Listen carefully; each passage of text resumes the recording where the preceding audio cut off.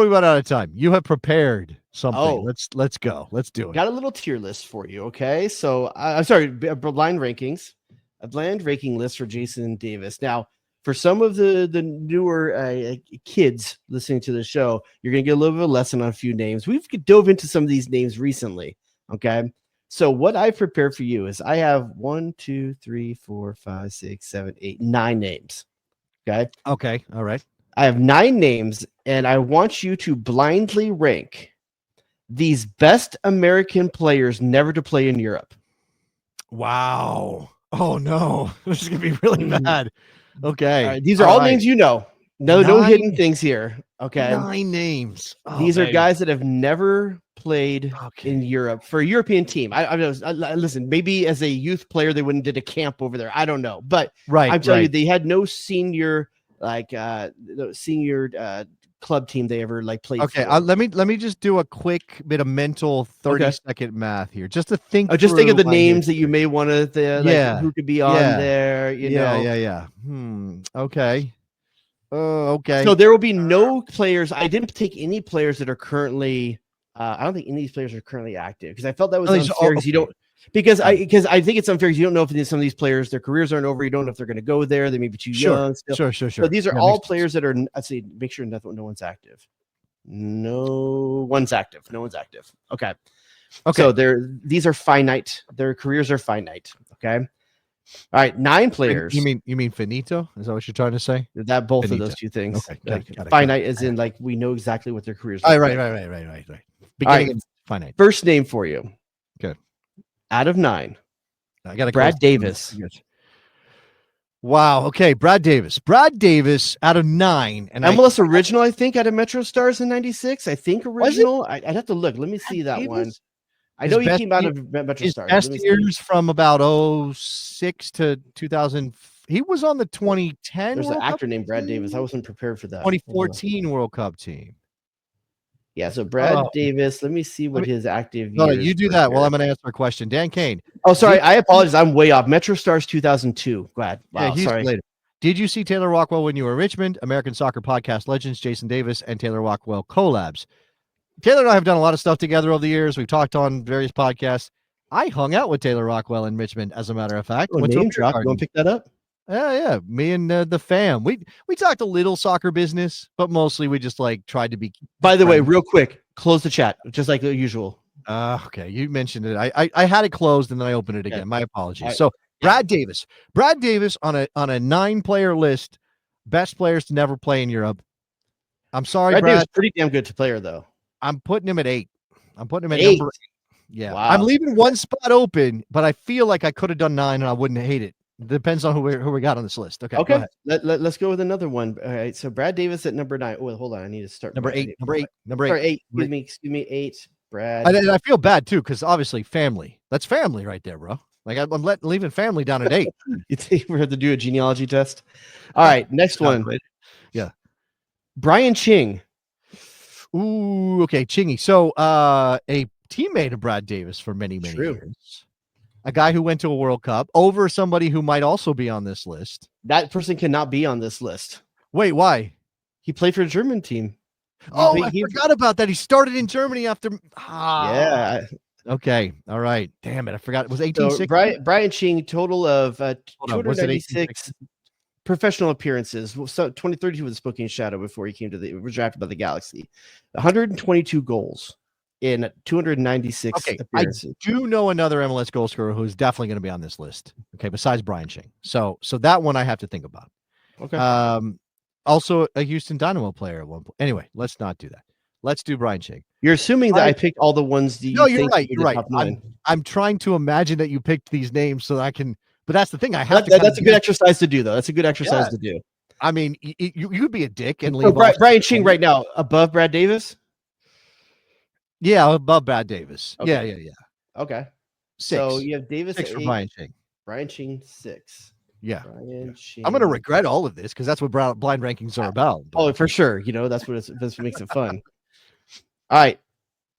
Steve Ralston.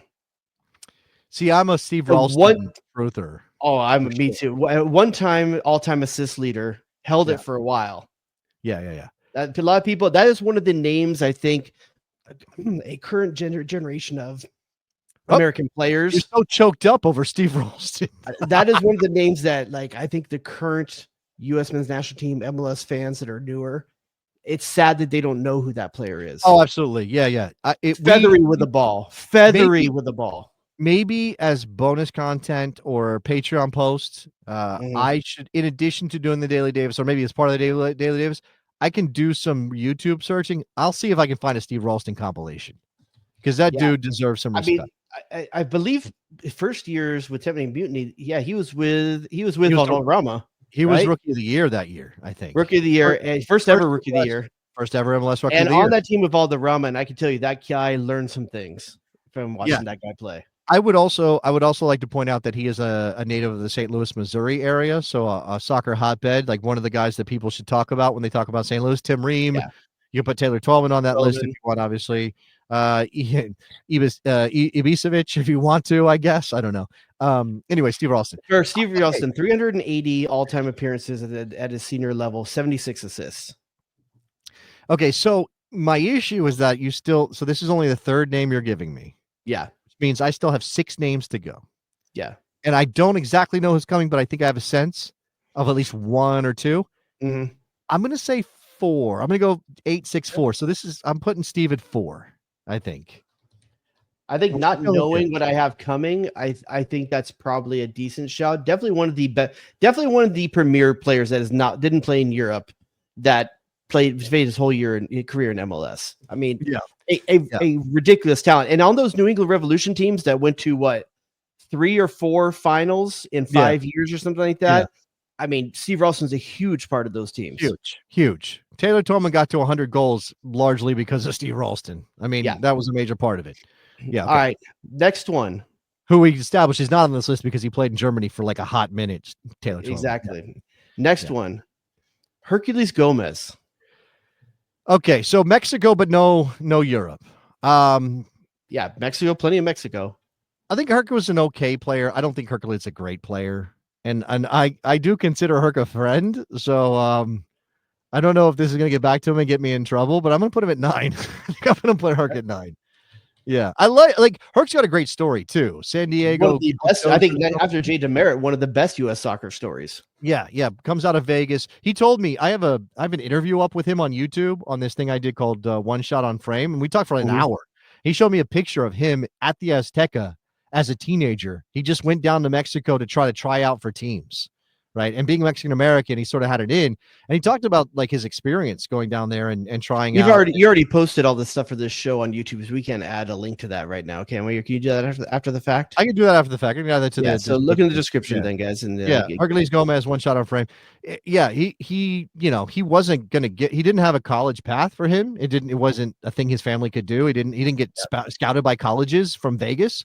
Listen, as a Galaxy fan, special place in my heart. Oh, special place in my heart. The way he came in 2003, 2004. Yeah. I can't. Well, never mind. I got it right in front of me. What am I doing? I can tell you what year. 2002. Excuse me. 2002 came in. I mean, just right out the box. Like amazing compliment to Landon Donovan when he came out. So number 9 for Herculez Gomez. No shade. Also, over under. If I told you. Actually, it's going to be the over because I'm saying this. How many different professional teams do you think Herculez Gomez played for? There were at least 4 MLS teams, I think. At least. Galaxy, Rapids, Sporting, and Kansas City Wizards, I guess, at that point. Probably. Oh, no, they had his rights, but I don't know if he played there. That's what it was. Because that was before a free agency. So name the MLS teams you think? Galaxy and Rapids for sure. Those 2 for sure. Maybe he would. I'm going to tell you, he was on 1. He played at 3 others. 3 other MLS teams. Galaxy. Not you Galaxy. Said that already. I said Sounders. He was a Sounder, I think. Yep. He both was loaned there by the Galaxy in 2003 and played there as a proper Sounder player. So, pre-MLS. 2 more. Then post-MLS. Man. 1 he only made 7 appearances for. 1 he made 34 a whole season, pretty much. Columbus is on that list. No, I'll go ahead and give it to you. You're going to kick Okay. yourself with this one. You'll remember he played for the Kansas City Wizards. Well, I did say that, and then I talked myself out of it because I thought that maybe he was because he talked about his rights, but I guess that's he played for them, and then his contract ran out, and he wasn't able to leave, like sign anywhere else. Okay, yeah. And So then the other one is 7 appearances for Toronto FC before going to Seattle. Yeah, Toronto. So, a total of 13 different teams he played for as a professional. Just a true journeyman. Like, you got to give it up to him. And that obviously that standout year for the Galaxy, and also the standout year, Santos Laguna, 45 appearances, 13 goals. So he had a great season down in Santos. Mm-hmm. I think that's the one, if I'm not mistaken. He won a golden boot down there. I think he did. Yeah. He talked about in that interview just getting bags of cash. They just gave him like bags of cash. That's just how it works. It worked in Mexico at the time. It might still work in Mexico that way. All right, let's. All right, we got to go a little bit faster. That's 4 of the 9 done. Next one for you. This might be a little hard. So now you've put your 8 and 9s. Well, let's see how you feel about this player. Chris Armas. Chris Armas is a victim of history, right? Yeah, he's a little bit before my time in terms of watching a lot of games with him in it. So that's tough for me. But I can say so. I've got I've got 9, 1, 2, 3, 5, and 7 open. 1, 2, 3, 5, and 7. I could put him at 5 and feel good about that. Okay, I could put Chris Armas at 5 for sure. Yeah, I mean the guys who played with him, they shower him with praise. They can a true captain. Like probably would have captained the U.S. national team after Claudio Reyna had he not gotten injured. Waldo talks about when they played Chicago before Waldo was a Fire player and Chris Armas was there and like basically before kickoff, like we're gonna fuck you up, and they did. They dropped like 4 or 5 on him or something. But go ahead. All right, next one for you, Chad Marshall. Ooh, I am a Chad Marshall stan for sure. Yeah, I think it's ridiculous. I mean, obviously, like there were things that happened in his career. As long as you can't believe he didn't get to Europe at some point. Absolutely, it's the same way. It's the same way. No, not quite the same way. It's a similar way that we'll talk about. Who's at LAFC right now? That was at New York Red Bulls forever. Aaron Long. Aaron Long. Yeah, almost got it. Not that he was as good a defender as Chad Marshall or anything like that, but just you can't believe he never made it to the Euro. Aaron Long's a better athlete than Chad Marshall. Chad Marshall was a better center back than Aaron Long. Yeah. I will put Chad Marshall. So what I got left? 1, 2, 3, 7. Damn, I'll put him at 3. I don't know who's left, so I got to put him at 3 because I rate Chad Marshall for sure. I'm on the opinion that the Defender of the Year award in Major League Soccer should be the Chad Marshall Defender of the Year award. I don't think you get too many. I don't think there's going to be another great defender in MLS that won't go to Europe and be a full career journeyman like Chad Marshall was. Yeah. All right, next up for you, Eddie Pope. Okay, I boxed myself in a little bit. Eddie was great. Eddie, again, was a little bit before my watching MLS all the time period. So that's tough for me. I obviously know people loved Eddie Pope. What do I have left? 1, 2. 1, 2, 7. Damn. I would feel bad about putting Eddie Pope at 7. Yeah. I would feel bad about that. This is where if you had Marshall at 2nd, Pope at 3rd, you'd sleep better at night. Yes, absolutely. I should have done that, but I didn't know. Don't know what's coming, I guess I can't do 7. I got to do 2. I don't feel great about it because I think Brian Strauss will be happy with you. I'll text him and ask him what he thinks. Yeah, for sure. All right, 2 names left. 1 and 7. Okay, damn. Here we go. This is where I get screwed. Chris Wondolowski. All right, so not knowing the next name is a big problem. But this is the one you were thinking of the whole time, right? It was. Absolutely it was. And I do I wrestle with this internally. Do I think that people underrate Chris Wondolowski and therefore I think he was a really good player simply because of that? Like do I overrate him in my mind because I think other people underrate Chris Wondolowski? Or was he limited? He's just a very good goal scorer in a league that was obviously not the best in the world in any way, shape, or form. The defending was good in some cases and really bad in others. But I guess I got to put him at 1. He's the all-time goal scorer leader in Major League Soccer. Listen, I can't be mad at you for that. I mean, he would look if he had gone to the right league in Europe, he would have double digit for sure. He would have. He's a poacher, classic poacher. I mean, I think Taylor Twellman could, if he had not gotten hurt, could have given him a run for his money because they were similar in that regard. And that guys that just fox in the box, going to get on the end of stuff and just really, really poach a lot of goals. But yeah, I mean, Chris Wondolowski, 429 all-time senior appearances and 188 goals. I mean, not just MLS. That includes some for the Chico Rooks, which doesn't really count. People obviously hate on Chris because of the World Cup and what happened in Brazil. Okay. But he was so consistently good during his MLS. Once he became a starter, he was scoring double-digit goals all the time. Now, look, again, that's a longevity play because most goal scorers at that level didn't stay in MLS. So, it helps him with the all-time goal scoring record. Think about this, though. Think about this. Like, obviously, more goals than Landon Donovan in this league. Okay. And Landon Donovan spent some time in Germany and stuff like that. Chris Wondolowski didn't start with Houston Dynamo till 2006. Right. Yeah. He was already 23 years old there. Yeah. And he only scored 4 goals for the Dynamo. San Jose Earthquakes, he started there in 2009. He was 26 years old before. So that means that if you take out the 4 and the 17, 21 goals off this. So 167. From 2009, when he turned 26, he scored 171 goals. If you think about, and I don't love doing this because it's kind of just a trap, but if you do that thing where you're like, what if Chris Wondolowski came through an academy? What if he had been, he went to Chico State, right?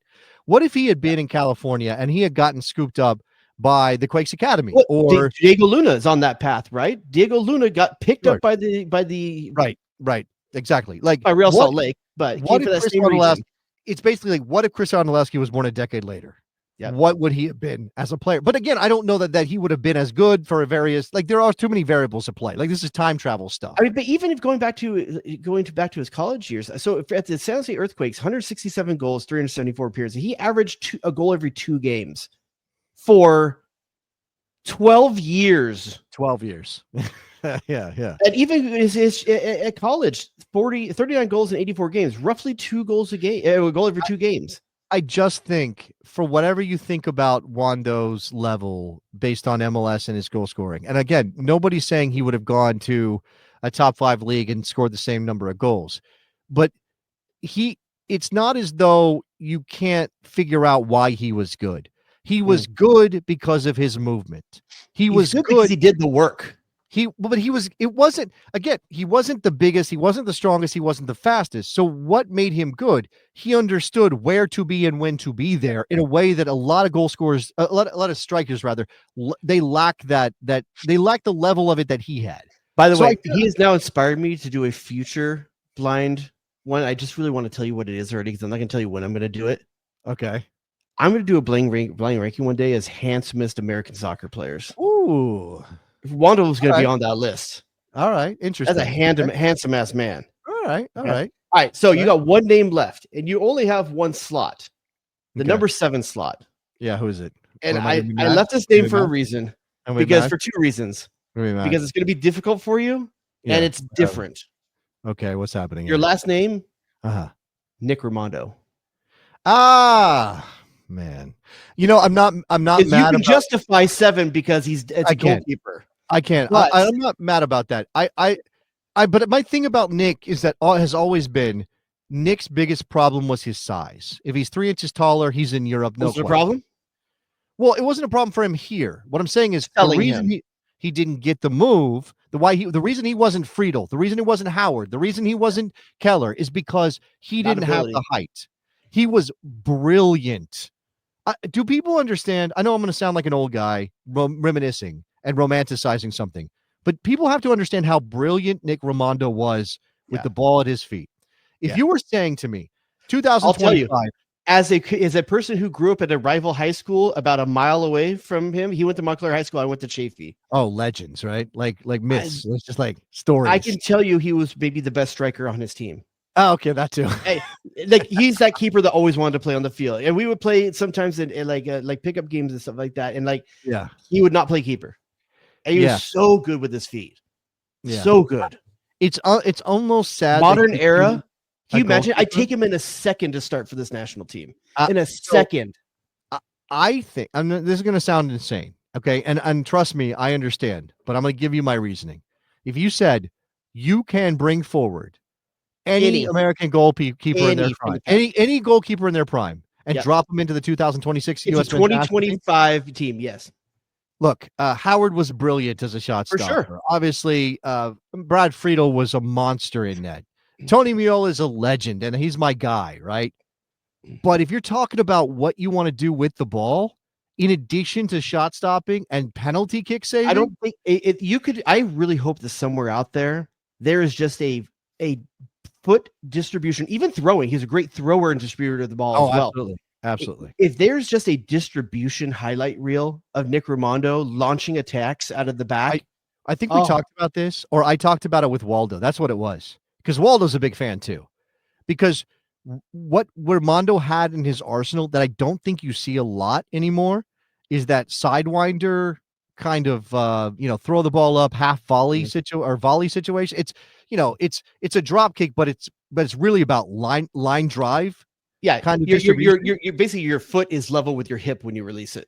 You know, when sometimes we get an incredible ball from the back or from deep midfield, and they show that behind the play shot, and you watch the ball curl into the path of the attacking player, and it drops on his foot, and the guy goes and scores. And it was like, oh, what a ball! Nick Rimando did that on a regular basis with those drop kicks. Or whatever you want to call them. Like his distribution, like he would collect the ball, pick his head up, and fire a 65, 70-yard ball with this sidewinder thing that would just, I mean, it was brilliant. Like I said, no shade to all those guys you mentioned, but like literally Nick Rimando was born for the age of the keeper now. Absolutely. He was literally too early. There was no MLS team playing the way that and for those reasons, I hate that he's 7 on your list, but I also understand why. Let's we're over time here. Yeah, I know the last list. Here's the last list. Here's how finalized. Okay, number 1, Chris Wondolowski. Number 2, Eddie Pope.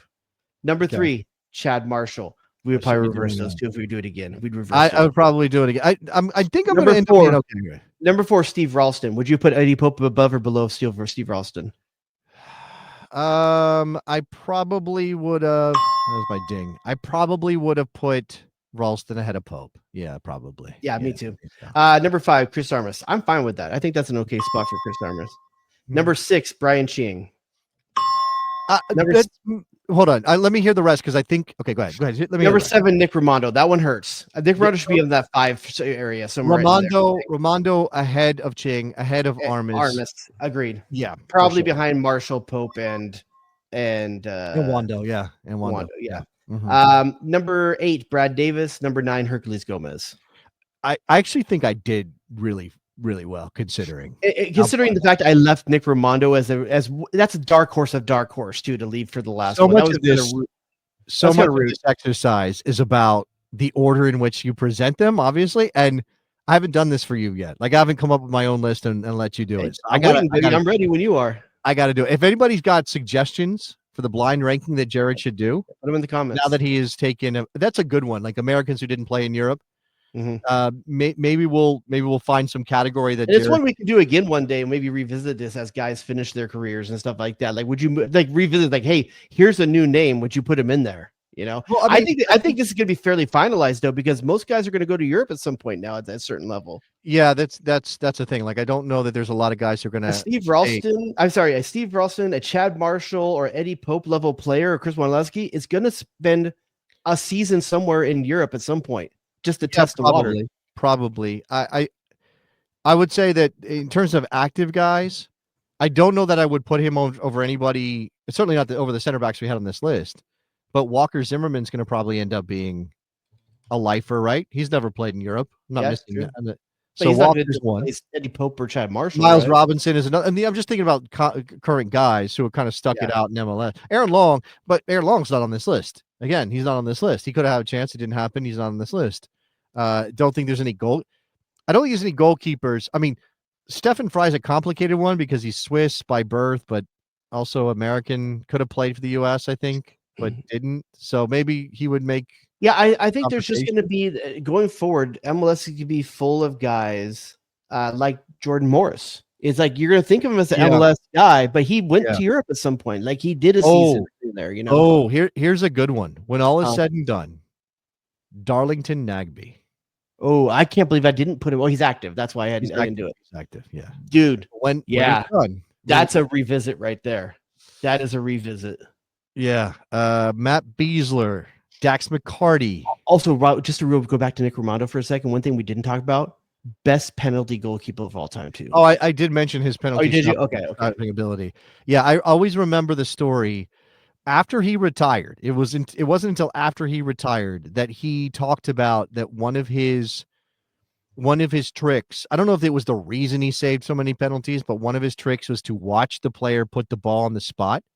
And he said that he had some goalkeeping coach or somebody tell him that you can tell which direction they're going to go by how they put the ball down.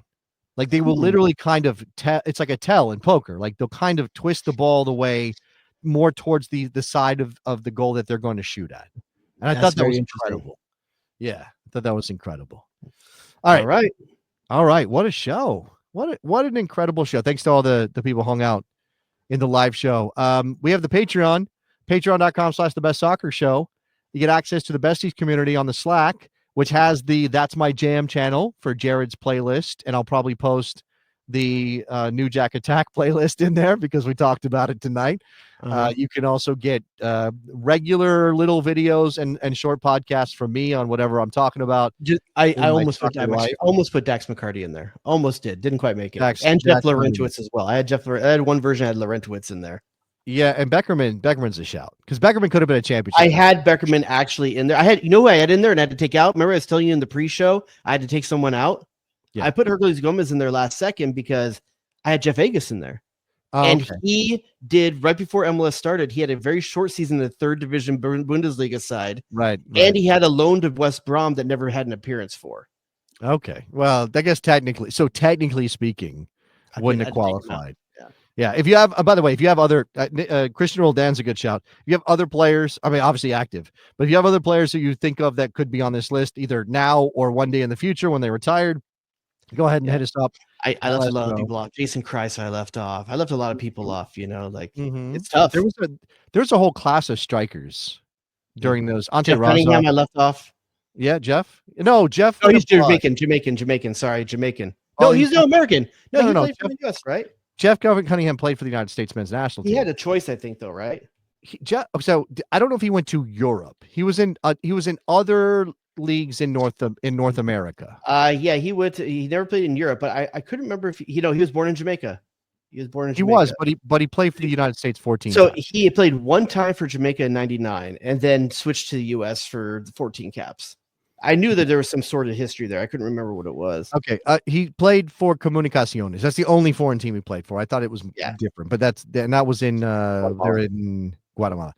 I actually was thinking about this the other day because somebody brought up Kai Kamara, and I think it was in the Bestie Slack, and I realized like we used to play 6 Degrees of Jeff Cunningham because of the number of teams he played for, but Kai Kamara blows Jeff Cunningham out of the water for a number of teams. Yeah, I mean now I guess Hercules Gomez too, but there's so many Mexican teams in there. Kind of, but for MLS teams, Jeff Cunningham 1, 2, 3, 4, 5, 6 MLS teams. But we inaugurated that game or that thing. I totally forgot.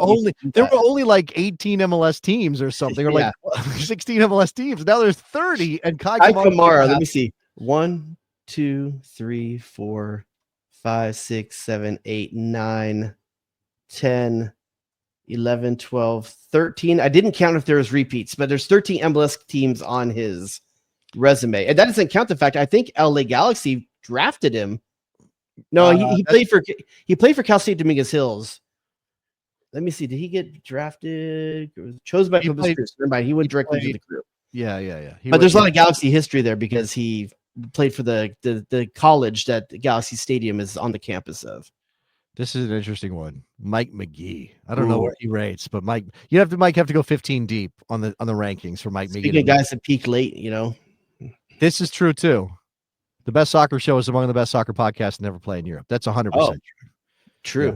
You know what also is true? The United States men's national team has never failed to make a World Cup while the Best Soccer Show was on the air. That is a fact. Preach. The only time the only time they missed the World Cup is when we weren't doing a show in 2018. Yeah. And obviously they don't have to qualify for the next one, so we're covered on that front. Blame Trevor. Wow.